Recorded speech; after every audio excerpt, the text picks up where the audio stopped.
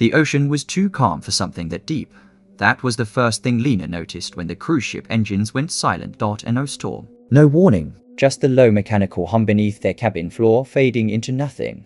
Mark laughed when the lights flickered. Probably maintenance. They had booked the voyage as a late honeymoon, a smaller luxury ship crossing a remote stretch of ocean where the horizon looked endless and clean. No land for days. No signal. Just curated romance and curated isolation. That first evening had felt perfect. Soft music on the upper deck. Salt air. Distant laughter from other passengers who all seemed carefully dressed and vaguely anonymous. But when the engine stopped, something shifted.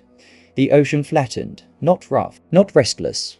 Flat, like glass stretched to infinity. Lena stepped onto the balcony outside their cabin. The sea below didn't move. It didn't breathe. It looked suspended. Is that normal? She asked. Mark joined her, resting his arms on the railing. Calm seas are good.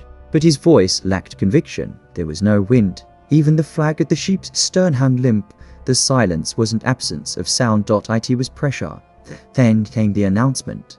A soft chime, followed by the captain's voice.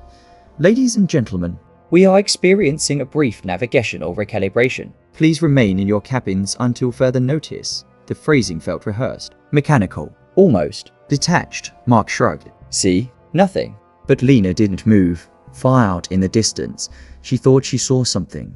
A darker patch in the water, not floating, watching. That night, the ship remained still. Dinner was cancelled. No staff in the corridors. No footsteps. No laughter from other rooms. Just long, carpeted hallways humming faintly with emergency lights. At 2:13 a.m. Lena woke to find Mark sitting upright at the edge of the bed. He wasn't blinking. What are you doing? She whispered.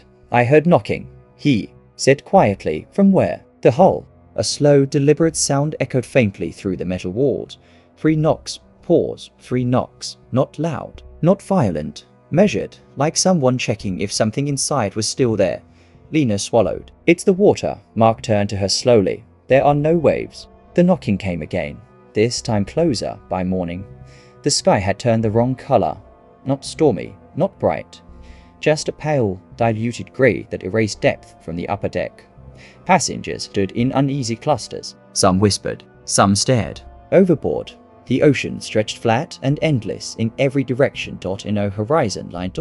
It simply faded upward into sky. As if the world had been folded. Lena gripped Mark's hand. Do you feel that? He did. A subtle vibration underfoot, not engine rhythm. Something slower, like breathing. The captain never appeared. Instead, another announcement. We advise all couples to remain together. A strange instruction. Why couples? Mark forced a grin. Maybe they're worried about panic. But Lena noticed something else. There were no children on deck. No elderly passengers. No single travelers. Only pairs. Always 2. That afternoon, the first argument happened. Small. Petty. Meaningless. Mark accused Lena of overreacting. Lena snapped that he never listened. Their voices felt louder than they should have in the windless air. Other couples nearby began arguing too. Sharp whispers. Accusations. Old grievances resurfacing. The ship seemed to amplify tension. Lena suddenly felt something intrusive, as if her private doubts about Mark were being lifted and exposed.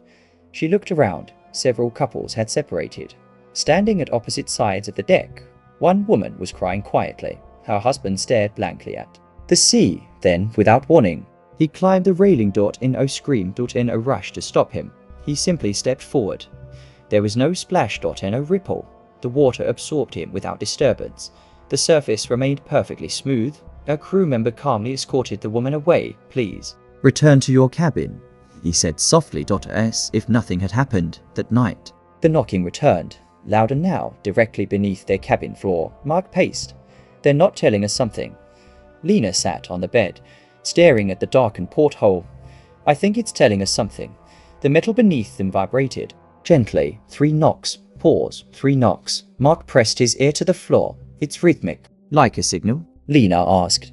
No, he whispered, like a response. The room tilted not physically, but perceptually, as if gravity had shifted inward. Lena felt an intrusive thought push into her mind. What if only one of them needed to leave? The announcement came again, softer this time. Balance must be maintained. Mark froze. Did you hear that? Yes.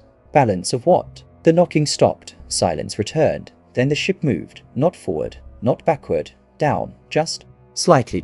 As if something vast beneath them had shifted its grip on the final morning. The ocean reflected the sky like a flawless mirror. Half the couples were gone. No missing person reports. No panic, just empty deck chairs. Mark looked exhausted. Lena hadn't slept. They stood at the railing together. The sea below felt close. Intimate. Patient. I had a dream, Mark said quietly. So did I, he swallowed. In mine. The ocean wasn't water. Lena's voice trembled. It was looking up at us. A crew member approached. Polite smile. Calm eyes. Recalibration is nearly complete, he said. For departure. For equilibrium. Behind him, another man stepped onto the railing. No. One tried to stop him. This time, Lena noticed something impossible. As he fell, the surface of the ocean didn't break. It opened. Just slightly, like an eyelid. Then closed. The ship hummed again. Engines restarting. The horizon returned. Waves reappeared. Normal. Crew members resumed duties. Music faintly played from speakers. Passengers, the remaining ones, blinked as if waking from sleep. Mark exhaled sharply. See? It's over. But Lena couldn't look away from the water. She felt lighter, unbalanced, incomplete. She looked at Mark, really looked at him, and realized something was missing. Not physically, emotionally, the irritation, the doubt, the quiet resentment she'd carried for months. Gone, smooth, like the ocean had taken it, or fed on it, that night. As the ship approached distant shorelights, Lena stood alone on the balcony. Mark slept inside. The sea below rippled normally now, almost gently, but beneath the sound of the returning engines. She heard it again. 3 soft knocks. Pause. 3 knocks. Not from below, from inside her chest. And she understood. The ocean hadn't taken passengers. It had taken imbalance. It had taken the part of each couple that threatened to break the pair. And somewhere beneath the surface, in the pressure and the dark, something ancient was still recalibrating, waiting for the next voyage, if the sea only takes what disrupts balance. What do you think it would take from you?